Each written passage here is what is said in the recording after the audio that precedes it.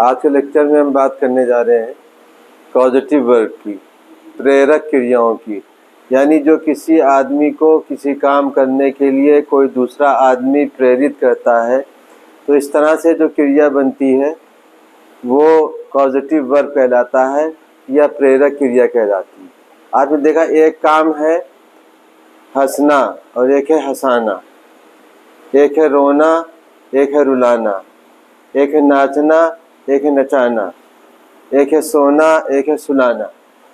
बहुत कॉमन सी बात है, माँ बच्चे को सुलाती है तो ये डायरेक्ट यहाँ स्लीप नहीं आएगा, या हम स्टूडेंट्स को हंसाते हैं तो यहाँ डायरेक्ट हंसाना नहीं आएगा, या वे बच्चों को रुलाते हैं यहाँ डायरेक्ट रुलाना नहीं आएगा। वो कुछ ऐसा काम करेंगे जिसके वजह से वो रोएगा। इस काम को बनाने का तरीका ये है कि उसका एक स्ट्रक्चर है। हमने आपको यहाँ चारों टाइप के कॉजेटिव वर्ब बता दिए हैं। ये तो सिमिलर नेचर के हैं, ये दो फर्स्ट एंड सेकंड एक टाइप के हैं और थर्ड और फोर्थ दूसरे टाइप के हैं। अभी हम लोग सिर्फ इसी को डिस्कस करेंगे, मेक को, फर्स्ट वाले को। इसका स्ट्रक्चर हमने आपको बता दिया है। देखिए, सबसे पहले बेसिक चीज़ होती है, हर काम की एक प्रक्रिया होती है।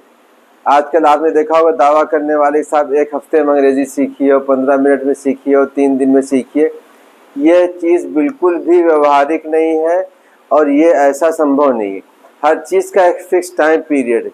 किसी आदमी को अमेरिका जाना है तो उसको मालूम है कि उसको कम से कम फ्लाइट में जो है वो 24 आवर्स लगेंगे। अब कोई आदमी कहे कि हम साहब इसको जो है आपको 24 मिनट से पहुंचा देंगे, तो इससे आप अंदाज़ा लगा सकते हैं कि वो आपको कहाँ पहुंचाएगा।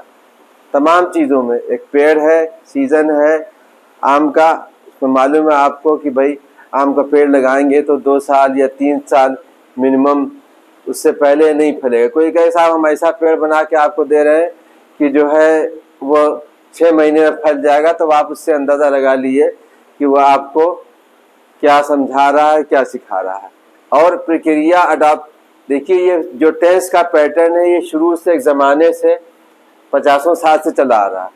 तो जो भी चीज़ वर्ब या कोई नई चीज़ इंट्रोड्यूस होगी तो उसी टेंस के पैटर्न में ही आएगी, तभी वो पूरी चीज़ को कवर करेगी। हमने पहले बताया कि 100-200 सेंटेंस बना देना या रटा देना उससे काम नहीं चलेगा। आपको उसको कैसे बनता है, इसीलिए हमने आपको बता दिया कॉजेटिव वर्ब में सबसे पहले ये स्ट्रक्चर होगा, make plus object plus verb. ये आपको स्ट्रक्चर में वर्ब मिल गया। अब वर्ब को आप सारे टेंस में जैसे चाहें इस्तेमाल कर सकते हैं, ठीक है ना। हमने एक सेंटेंस आपको बना के दिखाया यहाँ पर कि आई मेक हिम लाफ, मैं उसे हंसाता हूँ। जिसके ऊपर काम होगा या आप नाम भी रख सकते हैं। मिसाल के तौर पर राजू है तो मैं राजू को हंसाता हूँ, आई मेक राजू लाफ। मैं इसमें यहाँ एक बात और बताने की है कि वर्ब, ये सिर्फ एक वर्ब तैयार हुआ, ये सिर्फ एक वर्ब तैयार हुआ और ये वर्ब जो है इस वर्ब की मदद से, इसकी सहायता से, इसके आधार पर आप जितने चाहे सेंटेंस बना सकते हैं। अब जो बात हमने पहले भी बताई थी पिछले लेक्चर्स में, आज फिर उसको रिवाइज कर दे रहे हैं। जब भी कोई वर्ब एक से अधिक शब्दों से मिलके बनेगा तो टेंस के हिसाब से उसमें परिवर्तन केवल पहले वाले शब्द में होगा। यहाँ आप देख रहे हैं कि मैं उसे हंसाता हूँ, ये इसका स्ट्रक्चर बेसिकली सिर्फ ये स्ट्रक्चर है। यहाँ पर आप देखें सब्जेक्ट प्लस V1, जिसको आप कहते हैं प्रेजेंट इंडेफिनिट या प्रेजेंट सिंपल। आ गई ये बात समझ में। तो अब यहाँ पर क्योंकि टेंस के हिसाब से बाकी, क्योंकि ये पूरी परिवर्तन जो है इसमें कभी नहीं होगा, क्योंकि पास्ट में जाए तो यही सेकंड फॉर्म आ जाएगी, नो। जैसे आपने एक वर्ड देखा हो जनरली कि आई पे अटेंशन टू स्टडीज, तो वहाँ सेकंड पास्ट में जाएंगे तो कहेंगे I paid attention to studies. वहाँ ये कभी नहीं कहेंगे I paid attention to studies. आई बात समझ में। I take advantage of your knowledge, तो वहाँ पर जब पास्ट में जाएंगे कहेंगे I took advantage of your knowledge.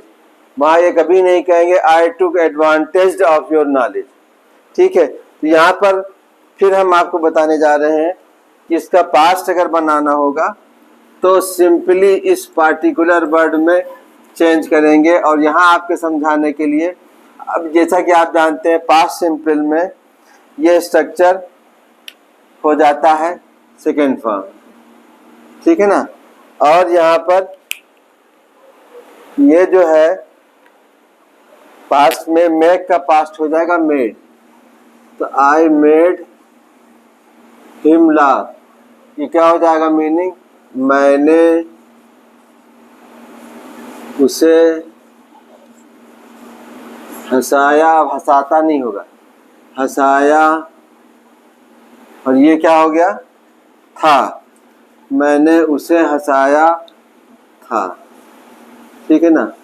फिर आपको जब ये कहना होगा कि मैं उसे हंसाऊंगा, अब इसको पूरा हम आपको यहाँ पर शो कर देते हैं कि मैं उसे हंसाऊंगा में क्या बनेगा, I will make him laugh.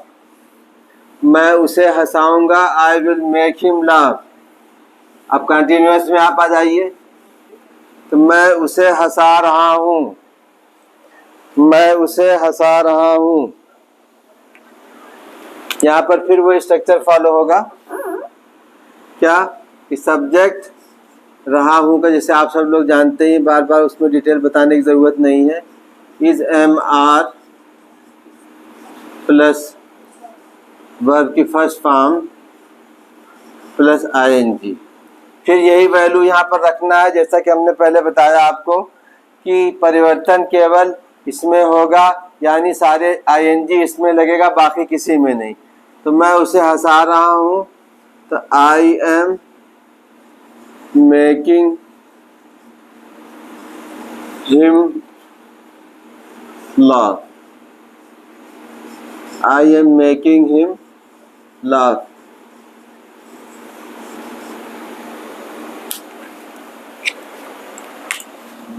मैं उसे हंसा रहा हूँ।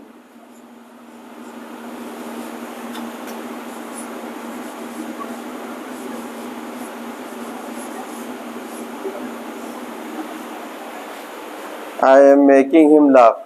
अब अगर आप ये कहना चाहते हैं कि हंसाने की जगह आप कह दें रुला रहा हूँ, तो यहाँ रुलाने वाला वर्ब जो है वो लगा दिए, क्राई। मैं उसे नचा रहा हूँ, तो यहाँ नचाने वाला लगा दिए, डांस।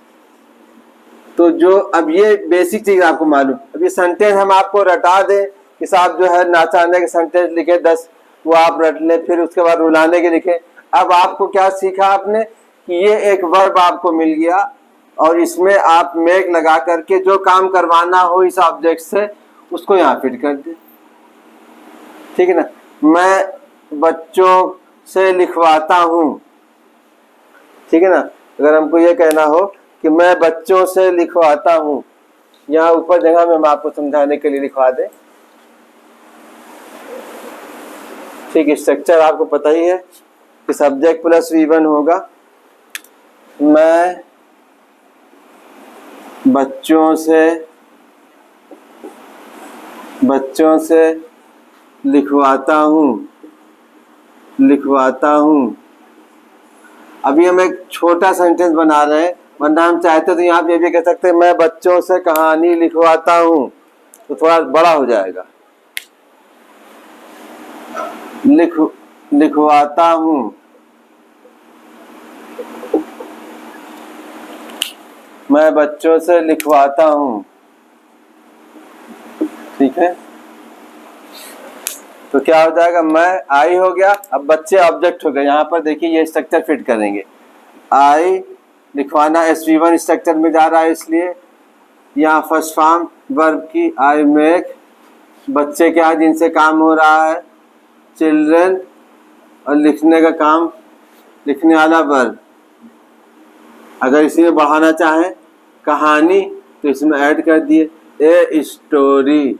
अब यहाँ क्या हो गया, मैं बच्चों से एक कहानी लिखवाना चाहता हूँ, पोएट्री लिखवाना चाहते हैं तो लिख दिए कि आई बच्चों से कहानी लिखवाता हूँ, तो I make children right a story.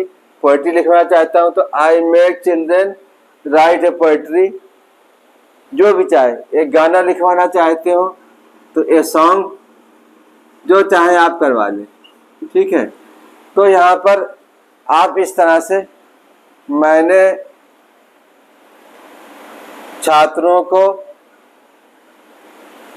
छात्रों से अंग्रेजी बुलवाई थी, मैंने छात्रों से अंग्रेजी बुलवाई थी। अब बुलवाई थी कि क्या हो जाएगा, फिर आप यहाँ पर हम आपको बता रहे हैं, इतने सेंटेंस काफ़ी है। टेंस में आप खुद से वैल्यू रख करके उसमें प्रैक्टिस करें। यहाँ प्रैक्टिस कराने का कोई औचित्य नहीं, और ना इस प्रैक्टिस से आपको बहुत फ़ायदा होगा। जब आप खुद से समझ करके प्रैक्टिस करेंगे तभी उसमें आपकी क्लैरिटी बढ़ेगी, यूसेज बढ़ेंगे, ठीक है। क्या हम लोग बात कर रहे थे, मैं छात्रों से अंग्रेजी बुलवाता हूँ। मैं छात्रों से अंग्रेजी, खाली बुलवाना हो, अंग्रेजी हटा दी तो फिर मेक स्पीक हो जाएगा, वरना आगे अंग्रेजी लगा दी। मैं छात्रों से अंग्रेजी बुलवाता हूँ, ठीक है भाई। तो यहाँ क्या हो जाएगा, आई मेक, छात्र हो गए स्टूडेंट्स। देखिए स्ट्रक्चर वही रहा, ऑब्जेक्ट के बाद वर्ब भी आ रहा है, तो ये ऑब्जेक्ट आ गया, अब यहाँ पर बोलने वाला वर्ब आ जाएगा। अब जो काम होगा वो इस मेक का ऑब्जेक्ट ये है, और इस वर्ब का जो चीज़ आप करवाएंगे उसका ऑब्जेक्ट ये हो जाएगा। ना अगर कोई चीज़ आप बढ़ा रहे हैं इसमें तो उसमें डबल ऑब्जेक्ट हो जाएंगे,